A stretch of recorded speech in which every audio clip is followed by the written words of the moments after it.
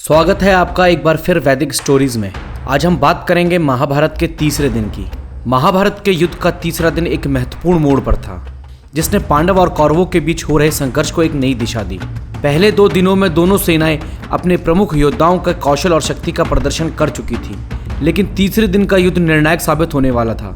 कौरवों ने एक नई योजना बनाई, जिसका उद्देश्य अर्जुन को निशाना बनाना था, ताकि पांडव सेना कमजोर हो जाए और उनका युद्ध जीतने का रास्ता साफ हो सके। सुबह की शुरुआत में भीष्म पितामह ने अपनी सेना को संगठित किया।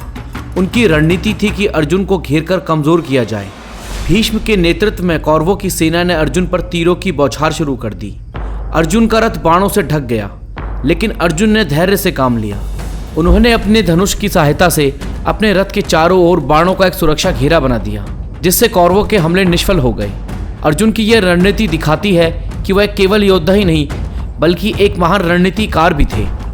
इस संघर्ष के बीच अभिमन्यु और सात्विकी ने भी महत्वपूर्ण भूमिका निभाई।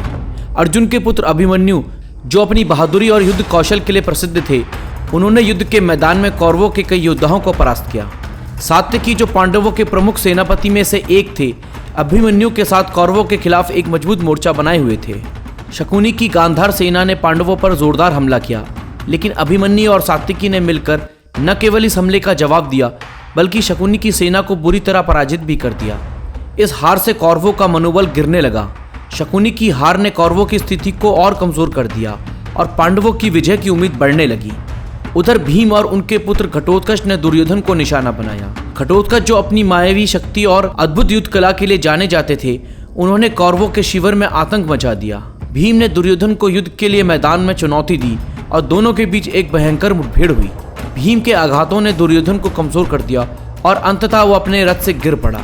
दुर्योधन की यह स्थिति देखकर उनका सारथी उन्हें युद्ध क्षेत्र से बाहर ले गया। कौरवों की सेना में अराजकता फैल गई और ऐसा प्रतीत हो रहा था कि पांडवों की विजय निश्चित है।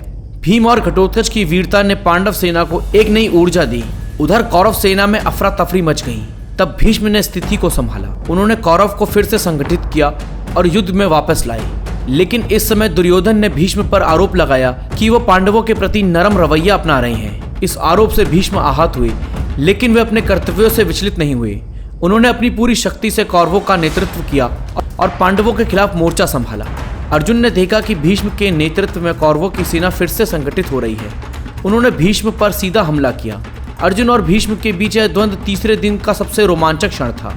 अर्जुन ने भीष्म पर बाणों की वर्षा की, लेकिन भीष्म अपने अनुभव और युद्ध कौशल से हर हमले का जवाब दे रहे थे। इस संघर्ष के दौरान श्री कृष्ण ने अर्जुन को प्रेरित किया कि उन्हें किसी भी परिस्थिति में अपने कर्तव्यों से पीछे नहीं हटना चाहिए। अर्जुन ने श्री कृष्ण के उपदेश को सुनकर अपनी शक्तियों को केंद्रित किया, लेकिन भीष्म को हराना आसान नहीं था। तीसरे दिन का युद्ध जितना उग्र था, उतना ही अनिर्णय भी रहा। अर्जुन और भीष्म के बीच का द्वंद्व जारी रहा, लेकिन कोई निर्णायक परिणाम नहीं निकला। भीम, अभिमन्यु और सात्विकी की वीरता ने पांडवों को नई उम्मीद दी, लेकिन कौरवों ने भी भीष्म के नेतृत्व में अपनी स्थिति को फिर से मजबूत कर लिया था। दिन के अंत में दोनों सेनाएं थकी हुई थी, लेकिन युद्ध का अंत अभी दूर था। यह स्पष्ट हो गया था कि यह धर्म और अधर्म के बीच एक लंबा और कठिन संघर्ष होने वाला है, जिसमें न केवल वीरता बल्कि धैर्य और चतुराई की भी आवश्यकता होगी। दोस्तों, आपको हमारी एक सीरीज पसंद आ रही हो तो इसे लाइक और शेयर करें, और अगर आप हमारे चैनल पर नए हैं तो सब्सक्राइब करना ना भूलें। आपके पास कोई सजेशन हो तो हमें कमेंट बॉक्स में ज़रूर बताएं।